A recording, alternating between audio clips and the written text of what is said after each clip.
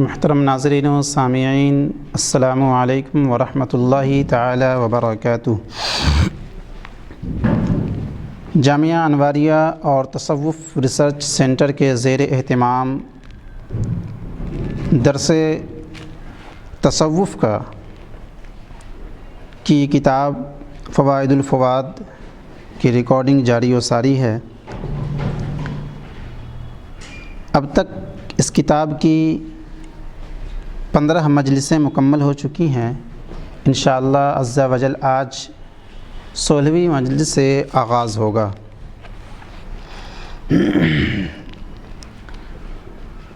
نحمدہ و نسلم علی رسولہ الکریم، اما بعد۔ بسم اللہ الرحمن الرحیم۔ 16ویں مجلس اسی مہینے کی 19ویں تاریخ پیر کو قدم بوسی کی سعادت میسر آئی۔ اسی مہینے کی یعنی جمادی الاولیٰ کی 19ویں تاریخ۔ سلوک کا ذکر آیا، فرمایا کہ چلنے والا کمال کی طرف رخ کرتا ہے، یعنی سالک جب تک سلوک میں ہے کمالیت کا امیدوار ہے۔ اس کے بعد فرمایا کہ سالک ہوتا ہے اور واقف ہوتا ہے اور راجع، یعنی جو سلوک کے منازل طے کرتا ہے اس کے 3 منزلیں ہیں، ان کے 3 اسٹیپ ہیں۔ پہلا سالک، دوسرا واقف اور تیسرا راجع۔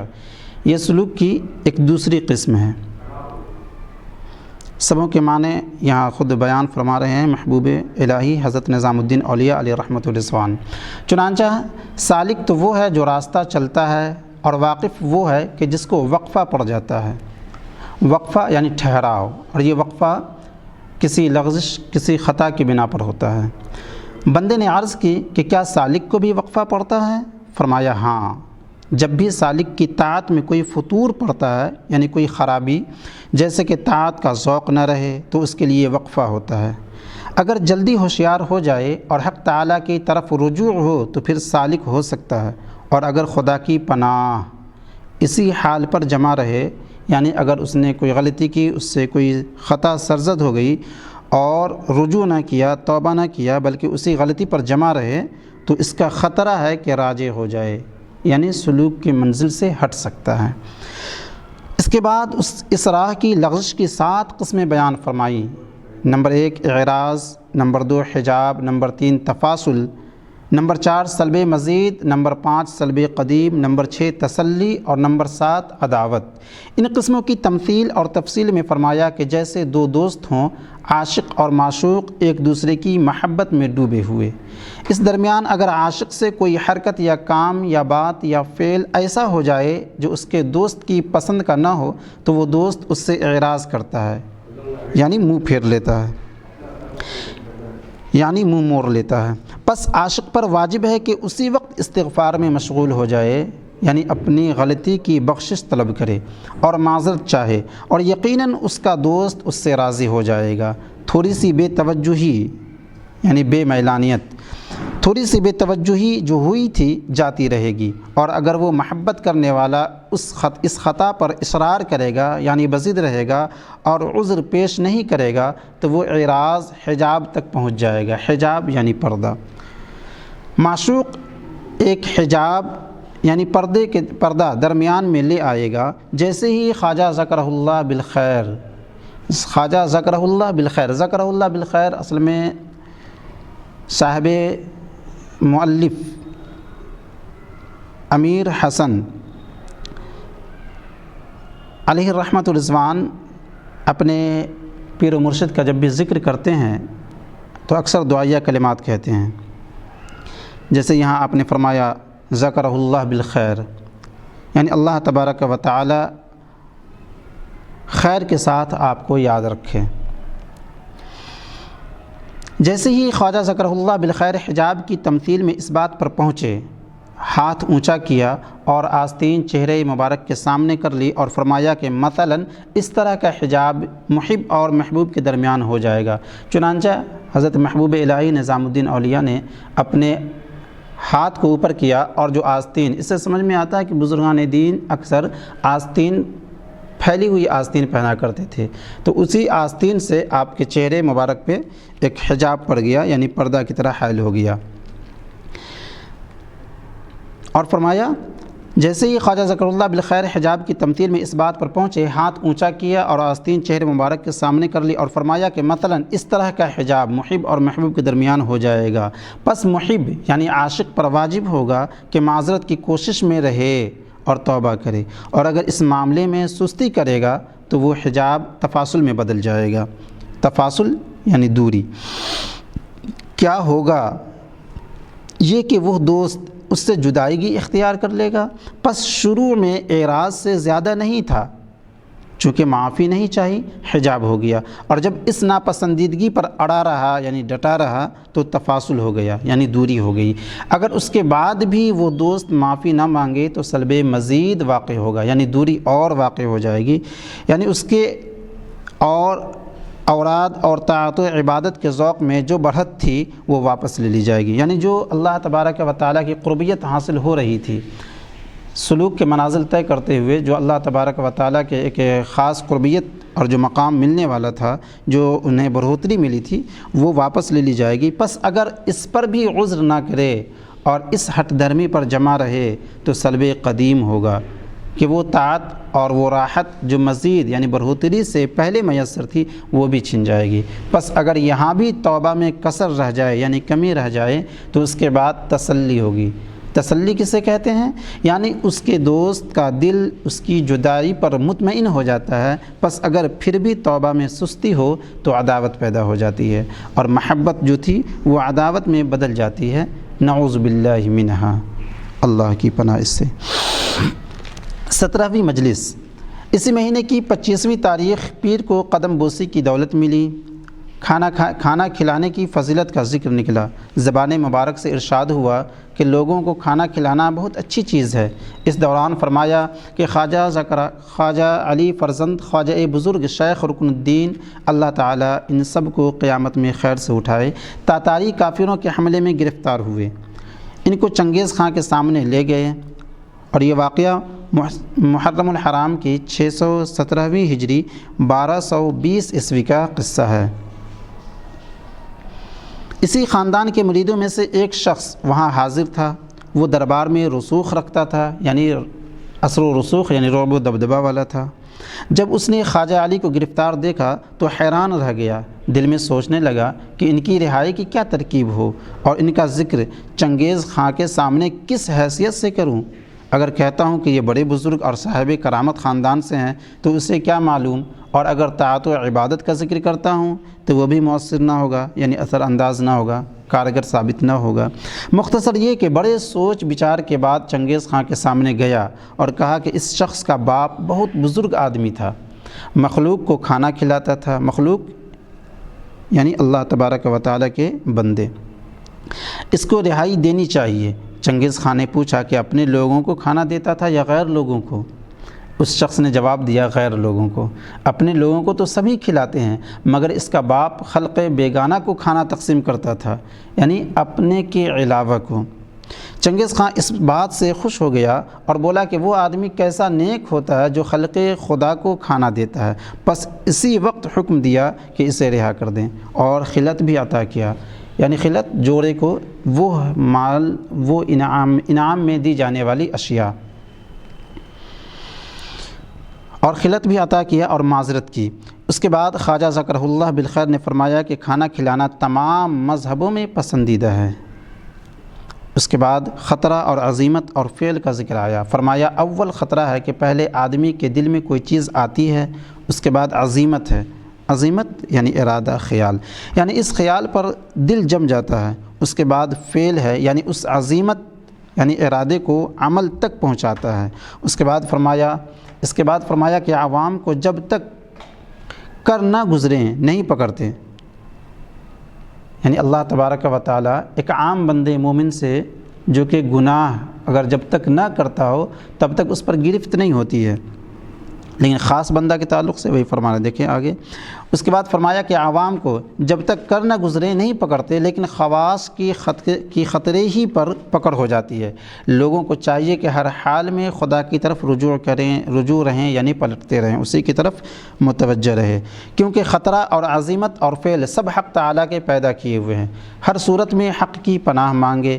اس کے بعد فرمایا کہ شیخ ابو سعید ابو الخیر رحمۃ اللہ علیہ فرماتے تھے کہ کوئی خطرہ میرے دل میں ایسا نہیں گزرا کہ اس کے فعل کی تہمت مجھ پر نہ لگی ہو۔ تہمت کہتے ہیں ہر وہ عمل کہ جو نہ کیا ہو، ہر وہ گناہ جو کسی نے کیا ہی نہ ہو اور اس کی طرف منسوب کر دیا جائے، اسے تہمت کہتے ہیں۔ اگرچہ کہ ہرگز وہ فعل میں نے نہ کیا ہوتا تھا، یہاں تک کہ ایک دفعہ کوئی کامل اور سچے درویش ان کی خانقاہ میں آئے۔ شیخ ابو سعید ابو الخیر رحمۃ اللہ علیہ نے ان کی معرفت کا کمال دیکھا اور سمجھ گئے کہ وہ کیسے کامل مرد ہیں۔ افطار کے وقت اپنی لڑکی سے کہا کہ پانی کا کوزہ ان کے سامنے لے جاؤ۔ لڑکی اگرچہ چھوٹی تھی مگر پورے ادب اور نہایت احترام کے ساتھ پانی ان درویش کے سامنے لے گئی۔ شیخ ابو سعید رحمۃ اللہ علیہ کو بیٹی کا ادب بہت اچھا لگا اور دل میں کہنے لگے کہ کیا وہ خوش قسمت آدمی ہوگا جس کے نکاح میں یہ لڑکی جائے گی۔ یاد رہے کہ یہ لڑکی شیخ کی بیٹی ہے۔ جب یہ خیال ان کے دل میں آیا، حسن مؤذن کو جو خانقاہ کے خادم تھے بازار میں انہوں نے بھیجا اور کہا کہ جاؤ خبر لاؤ کہ شہر میں کیا چرچا ہے۔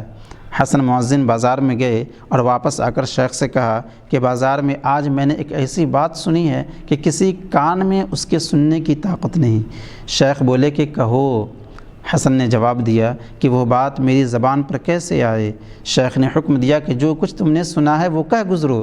حسن مؤذن نے کہا کہ بازار میں ایک شخص دوسرے سے کہتا تھا کہ شیخ ابو سعید چاہتے ہیں کہ خود اپنی بیٹی سے شادی کر لیں۔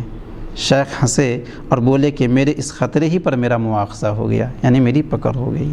جب خواجہ ذکر اللہ بالخیر نے یہ حکایت پوری کی، بندے نے عرض داشت کی، یعنی گزارش کی کہ اس حکایت سے معلوم ہوا کہ شیخ ابو سعید ابو الخیر اپنے زمانے کے بندوں میں نیک بخت ترین ہوئے ہیں۔ فرمایا ہاں، اور بندے کی اس بات پر تعریف فرمائی۔ پھر توبہ کی استقامت کا ذکر آیا۔ زبان مبارک سے ارشاد ہوا کہ اگر ایک شخص شراب سے توبہ کرتا ہے تو لازمی طور پر اس کے پرانے ساتھی اور ہم جولی اس کی مزاحمت کرتے ہیں، یعنی روک تھام کرتے ہیں، اور ہر دفعہ شراب پینے کے لیے اس مقام پر اسے بلاتے ہیں جہاں انہوں نے لطف اٹھایا تھا، اور کوشش کرتے ہیں کہ وہ پھر شراب پیے، اور یہ بات اسی وقت ہوتی ہے جب اس کے دل میں کسی قدر لگاؤ رہ گیا ہو۔ خواجہ ذکر اللہ محبوب الہی رحمۃ اللہ علیہ اس حکایت سے یہ بیان فرمانا چاہ رہے ہیں کہ اگر کوئی بندہ سچے دل سے اگر توبہ کرے تو پھر اس برائی کی طرف اس کا ذہن کبھی مائل نہ ہوگا۔ اگر کسی بندے کا جس برائی سے اس نے توبہ کیا ہے اگر اس طرف ذہن مائل ہوتا ہے تو یوں سمجھا جائے کہ کما حقہ بالکلیہ اس نے صدق دل سے توبہ نہیں کی ہے، اسی طرف اشارہ فرما رہے ہیں۔ اور یہ بات اسی وقت ہوتی ہے جب اس کے دل میں کسی قدر لگاؤ رہ گیا ہو، اور اگر تائب یعنی رجوع کرنے والا اپنے گناہ سے دل کو اس خیال سے پوری طرح صاف کر لیتا ہے تو کوئی ہم جولی یعنی ہم ساتھی اس کی مزاحمت نہیں کر سکتا۔ توبہ کی تو سچائی کا ثبوت اس کے ساتھیوں اور ہم جولیوں کا ساتھ چھوٹنا ہوتا ہے۔ اس کے بعد فرمایا کہ جس کسی کا ذکر کسی گناہ اور کسی فسق کے ساتھ لوگ زبان پر لاتے ہیں، یہ اس وقت ہوتا ہے کہ کسی قدر اس شخص کا دل اس فسق اور گناہ کی طرف مائل ہوتا ہے، لیکن جب توبہ کرنے والا اپنے دل کو پوری طرح اس ناشائستہ کام سے یعنی نامہذب کام سے پھیر لیتا ہے تو پھر کوئی بھی اس جرم و گناہ کے ساتھ اس کا ذکر نہیں کرتا۔ یہ ساری بات توبہ کی استقامت کی دلیل ہے، یعنی جب تک تائب توبہ میں مستقیم ہے تو نہ اس کا ذکر کوئی معصیت کے ساتھ کر سکتا ہے، نہ فسق کے ساتھ اس کا نام زبان پر لا سکتا ہے۔ البتہ اس گناہ اور اس معصیت کی طرف مائل ہوگا تو ضرور اس کو طلب کرنے میں کھینچا تانی کریں گے اور زبان پر بھی اس کا ذکر فسق و فجور کے ساتھ لائیں گے۔ پھر حیدر زادہ علیہ الرحمہ کا ذکر نکلا۔ زبان مبارک سے ارشاد ہوا کہ وہ ترک بچے تھے اور ایک صاحب حال درویش تھے۔ جس زمانے میں چنگیز خان کی یورش ہوئی یعنی لڑائی حملہ ہوا، کافروں نے ہندوستان کا رخ کیا۔ ان ایام میں انہوں نے ایک روز مریدوں کی طرف رخ کر کے کہا کہ مغلوں سے بچ کر بھاگو کہ وہ غالب آ جائیں گے۔ ان سے پوچھا گیا کہ کیسے؟ بولے وہ ایک درویش کو اپنے ساتھ لا رہے ہیں اور خود اس درویش کی پناہ میں آتے ہیں۔ میں نے عالم باطن میں اس درویش سے کشتی کی اور اس نے مجھے زمین پر دے مارا۔ اب حقیقت یہ ہے کہ وہ غالب آ جائیں گے، تم لوگ بھاگو۔ اس کے بعد خود ایک غار میں چلے گئے اور غائب ہو گئے۔ انجام وہی ہوا جو انہوں نے کہا تھا، مطلب وہ غالب آ گئے۔ اس حکایت کے بیان کرنے کے بعد بندے نے عرض کی کہ یہ گروہ جو لوہے کے طوق و کڑے ہاتھ اور گردن میں ڈالتا ہے، کیا انہی کی پیروی ہے؟ ارشاد ہوا کہ ہاں، لیکن ان پر تو ایک حال طاری ہوا کرتا تھا کہ اس حال میں گرم دہکتے ہوئے لوہے کو اٹھا لیتے تھے اور خود اپنے ہاتھ سے کبھی طوق بناتے تھے اور کبھی کڑا بنا لیتے تھے۔ لوہا ان کے ہاتھ میں موم ہو جاتا تھا، اور یہ گروہ جو ہے یہ طوق اور کڑے تو پہنتا ہے، لیکن وہ حال کہاں ہے؟ پھر اس بات کا ذکر آیا کہ زندگی یہ ہے کہ درویش ذکر حق میں مشغول رہے۔ اس کے بعد فرمایا کہ ایک بزرگ تھے، ان کو میرا گرامی کہتے تھے۔ کسی درویش کو یہ آرزو ہوئی کہ ان کی زیارت کو آئے، اور ان درویش کی یہ کرامت تھی کہ جو خواب بھی دیکھتے سچا ہوتا۔ اس خواب کی تعبیر بالکل وہی ہوتی جو دیکھا ہوتا تھا، یہاں تک کہ ایک دفعہ ان پر میرا گرامی کا اشتیاق ملاقات غالب آیا۔ میرا گرامی جہاں تھے وہاں روانہ ہوئے، راستے میں کسی منزل پر اترے اور سو گئے۔ انہوں نے خواب میں سنا کہ میرا گرامی مر گئے۔ جب صبح ہوئی تو اٹھے اور بولے کہ افسوس، اتنا راستہ ان کی ہوس میں طے کیا، یعنی ان کی زیارت کی لالچ میں طے کیا، اور وہ وفات پا گئے، اب کیا کرنا چاہیے؟ خیر چلتا ہوں، جس مقام پر وہ تھے وہاں ان کی قبر کی زیارت کروں۔ جب اس مقام پر پہنچے جہاں میرا گرامی تھے تو ہر کسی سے پوچھنا شروع کیا کہ میرا گرامی کی قبر کہاں ہے؟ سب نے کہا وہ تو زندہ ہیں، ان کی قبر کو کیوں پوچھتے ہو؟ یہ درویش حیران ہوا کہ میرا خواب جھوٹا کیسے ہو گیا۔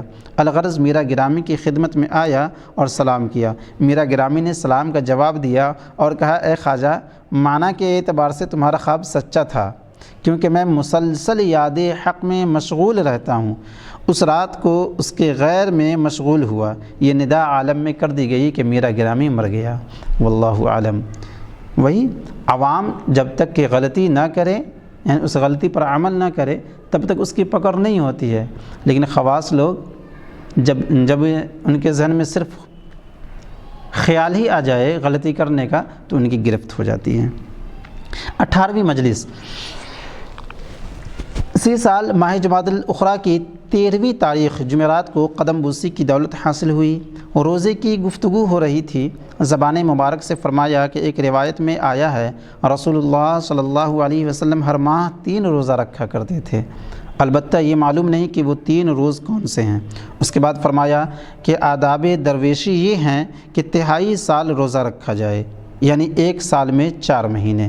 اس کے بعد فرمایا کہ اس کی تقسیم کی گئی ہے، جو لوگ 3 مہینے روزہ رکھتے ہیں، 10 محرم کے اور 10 ذی الحجہ کے اور رکھتے ہیں، اور 10 روز دوسرے متبرک دنوں اور موسموں کے رکھتے ہیں، یہ سب 3/4 سال بن جاتا ہے۔ اس کے بعد فرمایا کہ اس کا تعین ایک اور طرح سے بھی کرتے ہیں کہ اگر ہفتے میں 2 دن روزہ رکھا کرے، مثلا پیر کو اور جمعرات کو، تو اس طرح بھی 3/4 سال ہو جائے۔ پھر صائم الدہر یعنی ہمیشہ روزہ رکھنے والے کا ذکر نکلا۔ ارشاد ہوا کہ رسول اللہ صلی اللہ علیہ وسلم نے فرمایا کہ جس نے ہمیشہ روزہ رکھا اس نے نہ روزہ رکھا نہ افطار کیا، اور دوسری حدیث میں آیا ہے کہ جس نے ہمیشہ روزہ رکھا اس پر دوزخ تنگ ہو گئی اور انہوں نے 90 کی گرہ لگائی۔ 90 کی گرہ کا مطلب ہے عقد 90 یعنی 90 کی گرہ۔ گنتی کا ایک طریقہ تھا جس میں ہاتھ کی انگلیوں کو موڑ کر بند کر لیا جاتا تھا، مراد یہ کہ جہنم اس پر بند مٹھی کی طرح تنگ ہو جائے گی۔ اب ان دونوں حدیثوں کو کس طرح مطابق کیا جائے گا؟ جہاں یہ کہا گیا ہے کہ جس نے ہمیشہ روزہ رکھا اس نے نہ روزہ رکھا نہ افطار کیا، اس کے معنی اس طرح ہوں گے کہ جس نے پیوستہ روزے رکھے یعنی ملے ہوئے تو ان میں وہ 5 روز دونوں عیدوں اور ایام تشریق کے بھی ہوئے، بس یہ ایسا ہوگا کہ اس نے نہ روزہ رکھا اور نہ افطار کیا۔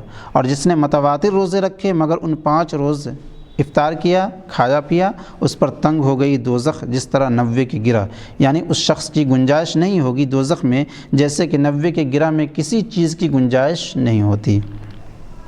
یعنی مٹھی بند کر لینے پر اس مٹھی میں کسی چیز، کوئی بھی چیز سما نہیں سکتی، کوئی بھی چیز کی اس میں جگہ نہیں مل پائے گی۔ اسی طریقے سے جہنم میں اس بندے مومن کا جو اس طرح روزہ رکھیں گے جو مذکور ہوا، تو جہنم اس پر حرام ہو جائے گی، جہنم میں اس کے لیے جگہ نہ ہوگی، مطلب جہنم تنگ ہو جائے گی۔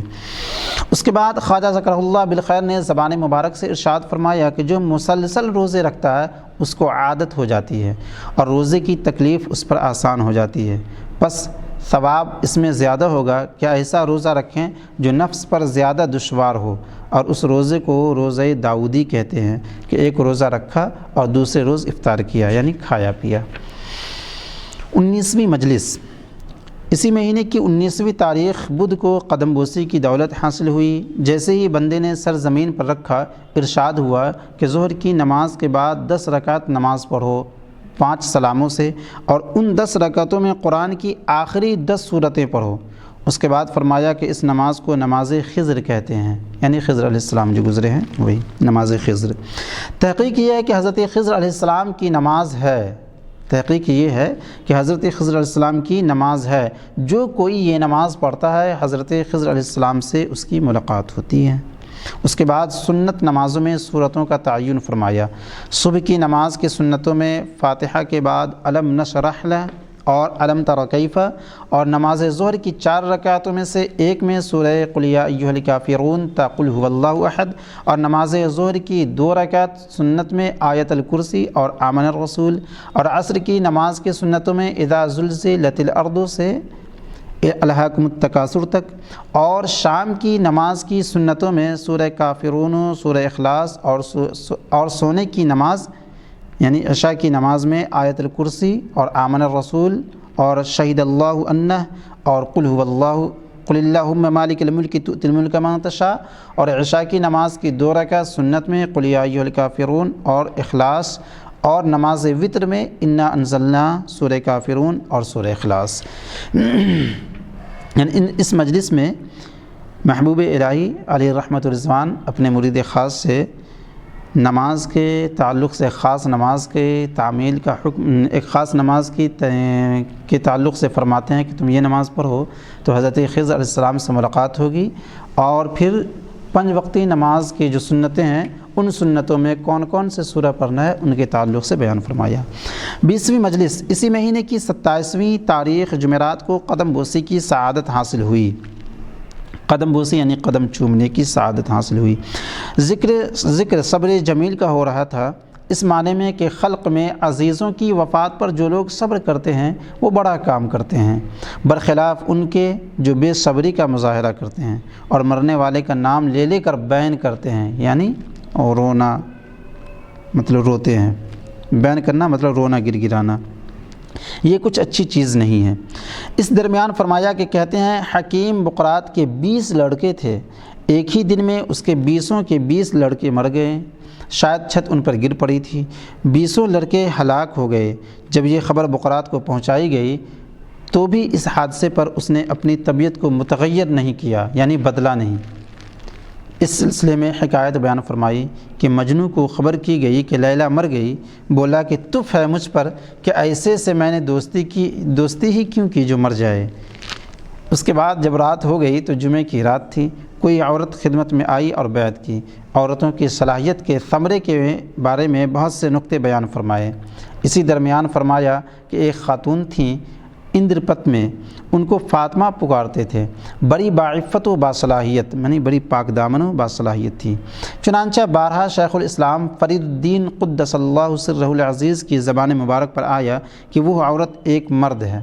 شیخ الاسلام فرید الدین حضرت محبوب الہی نظام الدین اولیاء علیہ رحمۃ الرضوان کے پیر و مرشد اور شیخ تھے۔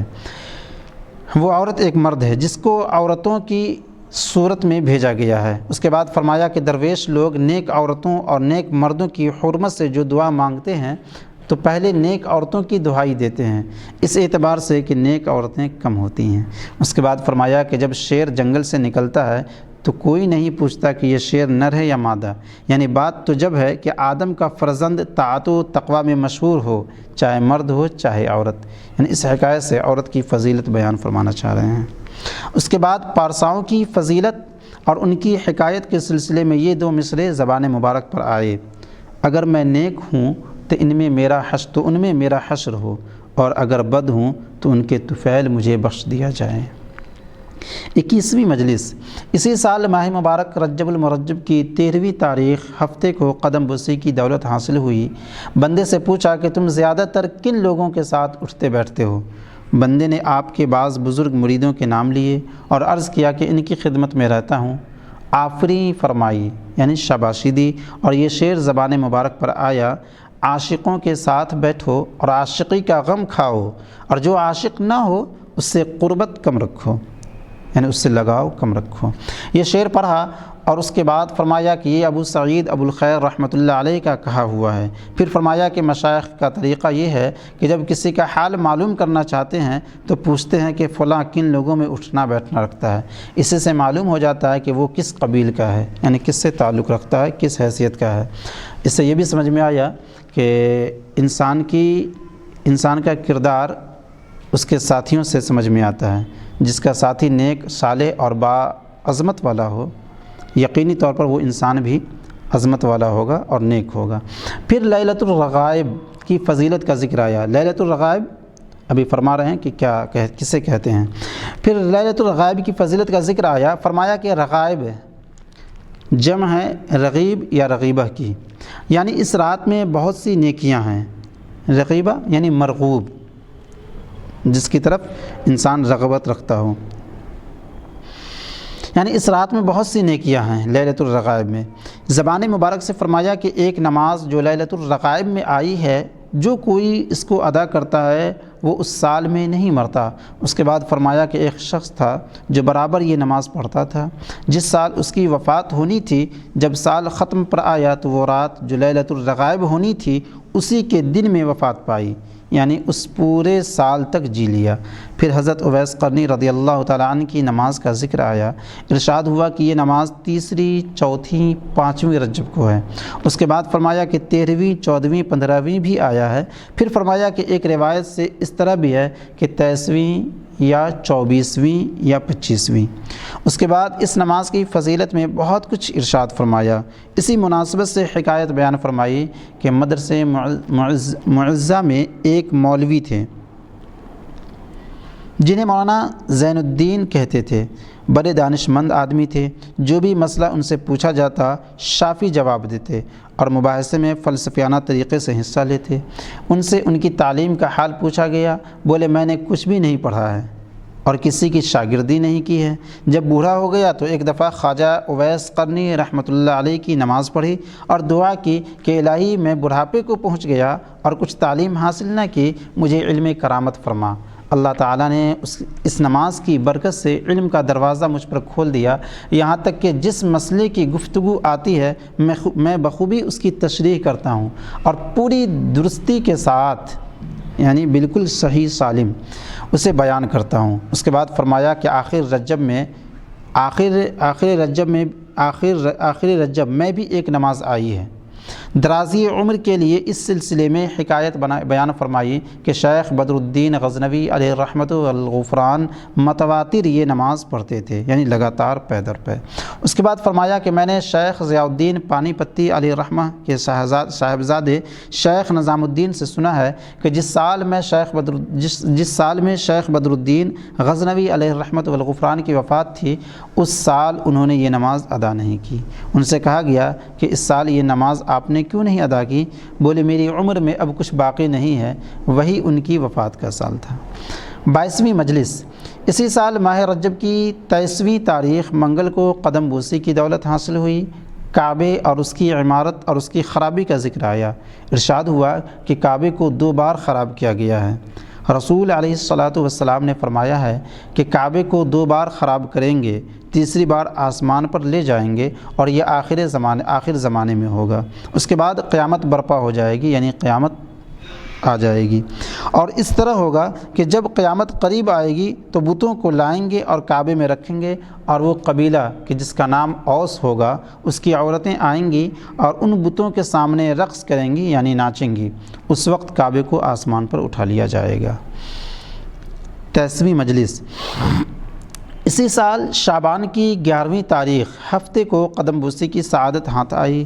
بندے کو سامنے بلا کر فرمایا کہ تمہیں چاہیے کہ ہمیشہ طاعت و عبادت میں مشغول رہو، یعنی ہمیشہ طاعت و عبادت میں لگے رہو، اور اوراد اور دعاؤں کے پڑھنے میں محنت کرو، اور چاہے مشائخ کی کتابوں کے مطالعہ میں رہو، غرض یہ کہ مشغول رہو، کسی نہ کسی کام میں لگے رہو اور بیکار نہ رہو۔ اس کے بعد خاص اپنے لباس سے مشرف فرمایا اور کلاه اور کرتا پہنایا، یعنی ٹوپی اور کرتا پہنایا۔ والحمدللہ رب العالمین، تمام تعریفیں اللہ تبارک و تعالیٰ کی ہے، اس رب کی ہے جو تمام عالمین کا رب ہے۔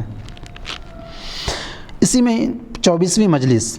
اسی مہینے کی 25ویں تاریخ ہفتے کو قدم بوسی کی سعادت حاصل ہوئی۔ شب بیداری اور قرآن کی تلاوت اور اس گروہ کا ذکر آیا جو مسجد میں شب بیداری کرتا ہے۔ بندے نے عرض کی اگر اپنے گھر میں شب بیداری کرے تو کیسا ہے؟ فرمایا کہ اپنے گھر میں ایک سپارہ پڑھنا بہتر ہے اس سے کہ مسجد میں ختم قرآن کرے۔ سپارہ سی یہ 30 کے معنی میں آتا ہے، سی 30 کے معنی میں آتا ہے، اور پارہ ٹکڑا کے معنی میں، یعنی ایک سپارہ یعنی 30ویں پارے میں سے ایک جز، ایک ٹکڑا یعنی ایک پارہ۔ فرمایا کہ اپنے گھر میں ایک سپارہ پڑھنا بہتر ہے، یعنی ایک پارہ پڑھنا بہتر ہے اس سے کہ مسجد میں ختم قرآن کرے، یعنی اس سے گھر میں عبادت کرنے کی فضیلت سمجھ میں آتی ہے۔ اس کے بعد کسی کا ذکر آیا کہ جو اگلے وقتوں میں دمشق کی مسجد میں ہمیشہ شب بیدار رہتا تھا اور ساری رات قیام کرتا تھا، یعنی نفل پڑھتا تھا، شیخ الاسلام کے عہدے کی امید میں۔ اس درمیان خواجہ ذکرہ اللہ بالخیر آنکھ میں آنسو بھر لائے اور زبان مبارک سے فرمایا پھونک دو پہلے شیخ الاسلامی کو، یعنی عہدے کو، اور پھر خانقاہ کو، اور اس کے بعد خود کو۔ اس درمیان حکایت بیان فرمائی کہ ایک بقال، یعنی بنیے کو کہتے ہیں بقال، ایک بقال تھے علیہ الرحمہ جو 25 سال روزے سے رہے اور کسی کو ان کے حال کی خبر نہ ہوئی، اس حد تک کہ ان کے گھر والوں کو بھی معلوم نہ ہوا کہ وہ روزہ رکھتے ہیں۔ اگر گھر میں ہوتے تو یہ ظاہر کرتے کہ دکان میں کوئی چیز کھا لی ہے، اور اگر دکان میں ہوتے تو یہ ظاہر کرتے کہ گھر میں کچھ کھا لیا ہے۔ اس کے بعد فرمایا کہ اصل نیت نیک ہونی چاہیے، کیونکہ خلق کی نظر تو عمل پر ہے، یعنی مخلوق کی نظر تو عمل پر ہے لیکن خدا کی نظر نیت پر۔ جب نیت خدا کی طرف ہو تو تھوڑا سا عمل بھی پسندیدہ ہے۔ اس باب میں قصہ سنایا کہ دمشق کی جامع مسجد میں وقف بہت ہے۔ وقف کہتے ہیں جو اللہ کی راہ میں زمین وغیرہ یا کوئی چیز وقف کر دے، یعنی اللہ کی راہ میں چھوڑ دے اور وہ اپنے آپ کو ملکیت سے دستبردار ہو جائے۔ اس جگہ کا متولی بڑا حیثیت دار ہوتا ہے، گویا دوسرا بادشاہ ہو۔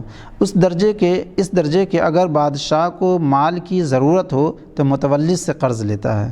الغرض ایک درویش نے ان اوقاف کے لالچ میں دمشق کی جامع مسجد کے اندر طاعت و عبادت کا آغاز کیا، یعنی اسٹارٹ کیا، عبادت و ریاضت کرنا شروع کیا کہ شاید شہرت ہو جائے اور تولیت اس کو دے دیں، یعنی متولی بن جائے۔ ایک مدت طاعت میں مشغول رہا، یعنی ایک مدت تک عبادت کرتا رہا، کسی نے اس کا نام تک نہ لیا، یہاں تک کہ ایک رات اس دکھاوے کی طاعت پر پشیماں ہوا، یعنی شرمندہ ہوا، اور خدا تعالیٰ سے عہد کیا، یعنی پکا عہد کیا، وعدہ کیا کہ تجھ کو خاص تیری خاطر پوجوں گا، یعنی اے مولا میں اب نام و نمود کے لیے نہیں، تولیت اور متولی بننے کے لیے نہیں، بلکہ مولا صرف اور صرف تیری عبادت، خلوص و للہیت کے ساتھ تیری عبادت کروں گا، یعنی خاص تیری خاطر پوجوں گا۔ اس عہدے کی خاطر نہیں، اس عہدے کی خاطر نہیں، یہ عہد کیا اور وہی طاعت جو کرتا تھا اس میں کچھ کمی نہ کی، صالح نیت کے ساتھ اس میں مشغول رہا۔ اس کے بعد ہی اس کو تولیت کے منصب کے لیے بلایا گیا، بولا نہیں میں نے اسے ترک کر دیا ہے۔ بہت اس کی طلب میں رہا، اب جب کہ ترک کی ٹھانی ہے تو مجھے عنایت کر رہے ہیں۔ الغرض اسی طرح خدا میں مشغول رہا اور اس شغل سے آلودہ نہ ہوا، یعنی اسی کام میں لگا رہا، یعنی عبادت و ریاضت میں لگا رہا، اور متولی بننا، تولیت کے عہدے پہ، تولیت کے منصب پر فائز نہ ہوا، یعنی اسے قبول نہ کیا۔ 25ویں مجلس ماہ مبارک ماہ مبارک رمضان، اس کی برکتیں عام ہو کہ 9ویں تاریخ جمعے کو قدم بوسی کی سعادت سے مشرف ہوا۔ حاضرین میں سے کسی نے یہ بات بیان کی کہ ایک شخص تھا بڑی صلاحیت والا اور درویشوں کی خدمت کا بڑا مشتاق، یعنی بہت زیادہ خواہش مند تھا، اشتیاق رکھتا تھا۔ اس سے میں نے کہا کہ تم خواجہ کے مرید کیوں نہیں ہو جاتے؟ اس نے جواب دیا کہ میں ایک دفعہ بیعت کی نیت سے وہاں گیا تھا، وہاں میں نے نفیس کپڑے بچھے ہوئے اور شمعیں جلتی ہوئی دیکھیں، میرا اعتقاد ڈواڈول ہو گیا، یعنی ہل گیا، ان کی طرف سے میرا ارادہ بدل گیا کہ جن کے خانقاہ میں اس طرح کے نفیس کپڑے بچھے ہوئے ہوں اور شمعیں جل رہی ہوں، بھلا میں ایسے بزرگ کے مریدی کیوں اختیار کروں؟ میں واپس چلا آیا۔ خواجہ ذکرہ اللہ بالخیر نے جب یہ بات سنی تو حاضرین کی طرف دیکھا اور فرمایا یہاں جامہ خواب، یعنی کپڑے کی اعلیٰ قسم جس کو عمرہ استعمال کرتے تھے، اور شمعیں کب تھیں؟ اس کے بعد مسکرا کر فرمایا کہ چونکہ بیعت کی دولت اس کی قسمت میں نہ تھی تو اس کو ایسا ہی دکھایا گیا۔ اس درمیان بندے نے عرض کی کہ جامہ خواب اور شمعیں اگر ہوں بھی تو اعتقاد کیوں خراب کیا جائے؟ جامہ خواب مطلب یہ بیان کیا کہ کپڑے کی اعلیٰ قسم جو عمرہ وغیرہ استعمال کرتے تھے، عمرہ یعنی امیر کی جمع ہے، یہ اعلیٰ قسم تھی، اعلیٰ قسم کا ایک کپڑا تھا، اسی کو فارسی میں کہتے ہیں جامہ خواب۔ اس درمیان بندے نے عرض کی کہ جامہ خواب اور شمعیں اگر ہوں بھی تو اعتقاد کیوں خراب کیا جائے؟ اکثر یہ جو چیز ہے جامہ خواب وغیرہ یہ بادشاہ وغیرہ استعمال کیا کرتے تھے، ہے نا، یہ ان کے شایان شان ہوا کرتا تھا۔ تو اس کی وجہ سے یہ صاحب مصنف فرماتے ہیں کہ آخر ان کپڑوں کی وجہ سے یا ان شمعوں کی وجہ سے اعتقاد کیسے خراب ہو سکتا ہے؟ زبان مبارک سے فرمایا کہ بعض کا اعتقاد ذرا سی چیز سے بدل جاتا ہے اور بعض کا اعتقاد مضبوط ہوتا ہے اور ارادت میں پوری طرح پکا۔ پھر فرمانے پیر کی نگہداشت کا ذکر آیا، نگہداشت یعنی نظر رکھنا، پکڑ۔ فرمایا کہ ایک دفعہ شیخ الاسلام فرید الدین، پیر کی نگہداشت بولے تو یعنی پیر کی نگرانی کے بیت ہے، نگرانی کی پیش نظر، جی نگرانی میں رہنا، نگہداشت نہیں نگرانی۔ فرمایا کہ ایک دفعہ شیخ الاسلام فرید الدین قدس اللہ سرہ العزیز ایک دعا ہاتھ میں لیے ہوئے تھے، ایک دعا یعنی دعا ہاتھ میں لیے ہوئے کا مطلب یہ ہے کہ کاغذ وغیرہ میں لکھا رہا ہو، ایک دعا ہاتھ میں لیے ہوئے تھے اور فرما رہے تھے کہ کوئی ہے جو اس دعا کو یاد کر لے۔ میں سمجھ گیا کہ ان کا مقصد یہ ہے کہ میں یاد کروں۔ میں آداب بجا لایا اور عرض کی اگر حکم ہو تو بندہ یاد کر لے۔ وہ دعا مجھے عطا فرما دی۔ میں نے عرض کی کہ ایک دفعہ شیخ کے سامنے پڑھ لوں پھر یاد کروں۔ ارشاد ہوا پڑھو۔ جب میں نے پڑھا تو ایک اعراب کی اصلاح فرمائی۔ اعراب یعنی عبارت میں جو لکھی ہوئی چیز ہوتی ہے تو اس کو عبارت کہتے ہیں، تو اس پر زبر زیر پیش جو ہوتا ہے اس کو اعراب کہتے ہیں۔ تو کسی اعراب کی غلطی تھی، اس کی اصلاح فرمائی، خواہ زبر کی جگہ زیر ہو یا زیر کی جگہ پیش ہو وغیرہ جو بھی ہو۔ جب میں نے پڑھا تو ایک اعراب کی اصلاح فرمائی کہ اس طرح پڑھو، میں نے جس طرح شیخ نے فرمایا تھا پڑھا، اگرچہ جس طرح میں نے پڑھا تھا وہ بھی معنی رکھتا تھا۔ القصہ اسی وقت وہ دعا مجھے دل سے یاد ہو گئی۔ میں نے عرض داشت کی کہ دعا یاد کر لی ہے، حکم ہو تو پڑھوں؟ ارشاد ہوا پڑھو۔ میں نے دعا سنائی اور وہ اعراب جو شیخ نے بتایا تھا اس کو اسی طرح پڑھا۔ جب شیخ کی خدمت سے باہر آیا تو مولانا بدر الدین اسحاق علیہ الرحمہ والغفران نے مجھ سے کہا کہ تم نے اچھا کیا کہ اعراب اسی طرح پڑھے جیسے شیخ نے بتائے تھے۔ میں نے کہا اگر صاحب وے جو اس علم کو وضع کرنے والا ہے، صاحب وے علم نحو کا وضع کرنے والا ہے، صاحب وے وضع کرنا مطلب یہ ہے کہ اس کو پیدا کرنا، اس کو اس علم کو ایجاد کرنا۔ اگر صاحب وے جو اس علم کو وضع کرنے والا ہے اور وہ سب جو اس علم کے بانی ہوئے ہیں آئیں اور مجھ سے کہیں کہ اعراب اسی طرح ہیں جس طرح تم نے پڑھے تھے، تب بھی میں اسی طرح پڑھوں گا جس طرح شیخ نے فرمایا ہے۔ یہ ادب شیخ تھا۔ مولانا بدر الدین نے کہا یہ آداب جو تم ملحوظ رکھتے ہو، یعنی خیال رکھتے ہو جس طرح کے آداب کا، ہم میں سے کسی کو بھی میسر نہیں ہے۔ پھر پیر کی بارگاہ کے آداب کا ذکر آیا۔ ارشاد ہوا کہ میں نے شیخ الاسلام فرید الدین قدس اللہ سرہ العزیز سے سنا ہے کہ میں نے اپنی پوری زندگی میں ایک جرأت اپنے پیر شیخ قطب الدین قدس اللہ العزیز کے سامنے کی تھی۔ ایک جرأت یعنی ایک ہمت کا کام، جو کہ ایک طرح سے بے ادبی تھی۔ اور ہوا یہ کہ میں نے ایک دفعہ شیخ سے اجازت مانگی کہ چلہ کروں اور گوشہ نشین ہو جاؤں۔ شیخ قطب الدین قدس اللہ سرہ العزیز نے فرمایا کہ ضرورت نہیں ہے، اس سے شہرت حاصل ہوتی ہے، ہمارے خواجگان سے ایسی روایت نہیں ہے۔ میں نے جواب دیا کہ شیخ پر میرا حال روشن ہے کہ میری نیت شہرت کی ذرا بھی نہیں ہے، میں شہرت کے لیے نہیں کہتا۔ شیخ قطب الدین خاموش ہو گئے۔ اس کے بعد میں باقی ساری عمر سخت شرمندہ رہا اور توبہ کرتا رہا کہ ایسا جواب کیوں دیا جو ان کے حکم کے موافق نہیں تھا۔ جب یہ حکایت پوری ہو گئی، خواجہ ذکرہ اللہ بالخیر نے قصہ سنایا کہ مجھ سے بھی ایک دفعہ شیخ کے سامنے بے ارادہ ایک جرأت ہو گئی تھی، اور ہوا یہ تھا کہ ایک روز عوارف کا نسخہ شیخ کے سامنے تھا۔ اس میں سے فوائد بیان فرما رہے تھے۔ فوائد فائدے کی جمع۔ شاید وہ نسخہ باریک خط میں لکھا ہوا، باریک مطلب بہت مختصر پتلا لکھا ہوا خط میں، باریک خط کے معنی ہوتا ہے لکیر، اور یہاں پر مراد یہ ہے کہ جو عبارتیں لکھی ہوئی ہوں۔ شاید وہ نسخہ باریک خط میں لکھا ہوا اور کسی قدر خراب حالت میں تھا۔ شیخ اس کے بیان کرنے میں کسی قدر اٹکتے تھے، یعنی ٹھہر کے پڑھتے تھے۔ میں نے ایک دفعہ ایک دوسرا نسخہ شیخ نجیب الدین متوکل رحمۃ اللہ علیہ کے پاس دیکھا تھا، مجھے وہ یاد آ گیا۔ عرض کیا کہ شیخ نجیب الدین کے پاس صحیح نسخہ ہے۔ شاید یہ بات خاطر گرامی پر گراں گزری۔ کچھ توقف فرمایا، یعنی کچھ دیر ٹھہرے، پھر زبان مبارک سے گویا ہوئے، یعنی درویش میں سقیم نسخے کی صحت کی طاقت نہیں ہے۔ یعنی درویش میں سقیم نسخہ، سقیم کہتے ہیں بیماری کو، اصل میں سقم کہتے ہیں بیماری کو، تو سقیم نسخے کی یعنی پرانے نسخے کی صحت کی طاقت نہیں ہے۔ ایک دو بار یہی بات زبان مبارک پر آئی اور میرے دل میں ذرا بھی خیال نہیں تھا کہ کس کے بارے میں فرما رہے ہیں، کس کے بارے میں فرماتے ہیں۔ اگر میں نے جان بوجھ کر اس نیت کے ساتھ یہ بات کہی ہوتی تو اپنے بارے میں سوچتا بھی کہ یہ بات مجھ سے متعلق ہے۔ جب 2-3 بار یہ بات فرمائی تو مولانا بدر الدین اسحاق علیہ رحمت والغفران نے مجھ سے کہا کہ شیخ یہ بات تمہارے بارے میں فرماتے ہیں۔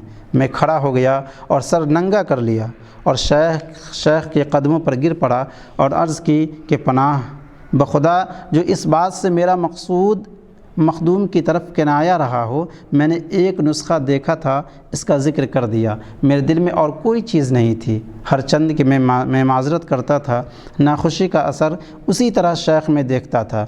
جب وہاں سے اٹھا تو سمجھ میں نہ آتا تھا کہ کیا کروں، کسی کو ایسا دن اور ایسا غم نہ ملے جیسا اس روز مجھے تھا۔ مجھے رونا آنے لگا، مضطرب اور حیران باہر آیا، مضطرب یعنی پریشانی کی حالت میں، مضطرب اور حیران باہر آیا، یہاں تک کہ ایک کنویں پر پہنچا، چاہتا تھا کہ خود کو اس کنویں میں گرا دوں۔ پھر میں نے تأمل کیا، یعنی غور و فکر کیا، اور اپنے آپ سے کہا کہ تم تو گدائے مردہ ہو، اپنے آپ کو مردہ ہی سمجھو، مگر یہ بدنامی کسی اور پر نہ آ جائے۔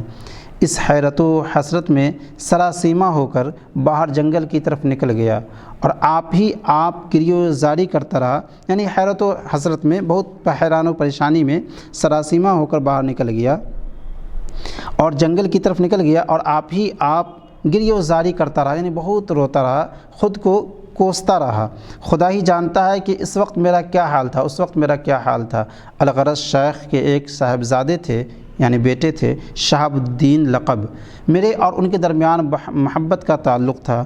ان کو اس حال کی خبر ہوئی، شیخ کی خدمت میں گئے اور میری کیفیتی عمدگی سے خدمت میں عرض کی، یعنی ان کے شہزادے جو تھے شیخ کی خدمت میں گئے اور اچھی حالت بیان کی یعنی تعریف کی۔ حضرت شیخ نے اپنے لڑکے محمد کو مجھے بلانے کے لیے بھیجا۔ میں آیا، سر قدم مبارک میں رکھ دیا، اس وقت خوش ہوئے۔ دوسرے روز مجھے سامنے بلایا اور بہت شفقت اور مرحمت فرمائی اور ارشاد ہوا کہ یہ سب تمہارے کمال حال کے لیے کرتا ہوں۔ یہ لفظ اس روز حضرت سے میں نے سنا کہ پیر مرید کا مشاطہ ہوتا ہے، یعنی پیر مرید کا مشاطہ ہوتا ہے، اس وقت مجھے خلط عطا ہوا۔ پیر مرید کا مشاطہ ہوتا ہے یعنی خیال رکھنے والا ہوتا ہے۔